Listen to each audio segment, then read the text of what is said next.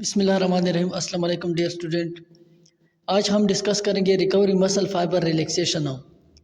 इससे पिछले लेक्चर में हमने डिस्कस किया था मसल कंट्रैक्शन। यानी मसल कंट्रैक्शन में हमने पढ़ा था कि जब वो नर्व्स इम्पल्सेस हो, न्यूरोमस्कुलर जंक्शन वो रिसीव करते हैं, तो असल में न्यूरोमस्कुलर जंक्शन वो हमने पढ़ा था कि ये मोटर न्यूरॉन से बने होते हैं और मोटर न्यूरॉन ये एक गुच्छी की फॉर्म में होते हैं जो मोटर यूनिट बनाते हैं। और मोटर यूनिटों नर्व इम्पल्सेस ये ट्रांसफ़र करते हैं टी सिस्टम, फिर टी सिस्टम वो नर्व इम्पल्सेस को ट्रांसफ़र करते हैं टी ट्यूब्यूल्स में, फिर टी ट्यूब्यूल्स सर्कोप्लाज्मिक रेटिकुलम में उसको ट्रांसफ़र करते हैं नर्व इम्पल्सेस को।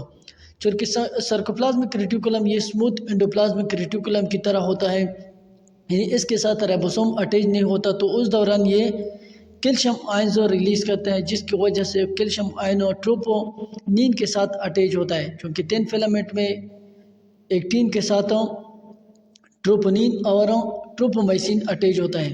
तो जब ये कैल्शियम आयन और ट्रोपोनिन के साथ बाइंड होते हैं तो इसकी वजह से ये एक्टिन फिलामेंटों यानी एक्टिन थोड़ा यानी मूव करता है, जिसकी वजह से जो एक्टिव साइड पे माइसिन अटैच होते हैं, माइसिन अपना पोजीशन चेंज करता है, जिसकी वजह से जो माइसिन के ऊपर क्रॉस ब्रिजेस लगे होते हैं वो एक्टिन को के साथ बाइंड होते हैं और एक्टिन को ये सर्कोमेयर की तरफ लेके आते हैं, जिसकी वजह से मसल कंट्रैक्शन होती है। मसल रिलैक्सेशन उसका इन्वर्स है।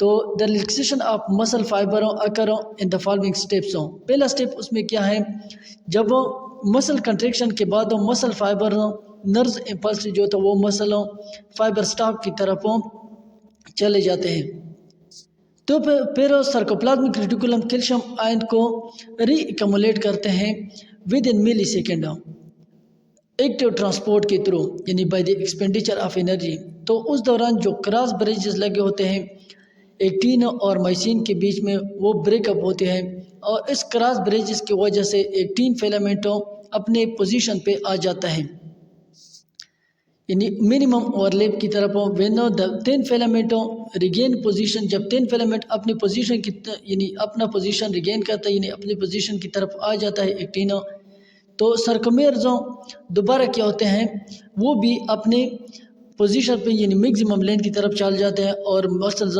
रिलैक्स होते हैं। तो ये है कंट्रैक्शन ऑफ मसल, यानी कंट्रैक्शन ऑफ मसल में। और रिलैक्सेशन ऑफ मसल में क्या होता है, रिलैक्सेशन ऑफ मसल में ये एक्टिन फिलामेंटों वो भी अपने पोजीशन की तरफ चला जाता है और क्रॉस ब्रिजेस यहाँ पर उसकी ब्रेक डाउन होती है, दोबारा एज जोन बन जाता है। एज जोन के अलावा ए बैंड पे तो न कंट्रैक्शन में कोई असर पड़ता है ए बैंड पे और न रिलैक्सेशन में उस पर कोई असर पड़ता है। अलबत्ता जो आई बैंड है, आई बैंड वो भी क्या होता है वो रिलैक्स होता है, यानी अपनी पोजीशन की तरफ चला जाता है और सर्कोमेयर भी अपनी पोजीशन की तरफ चला जाता है, जिसकी वजह से मसल रिलैक्सेशन होती है। Thank you.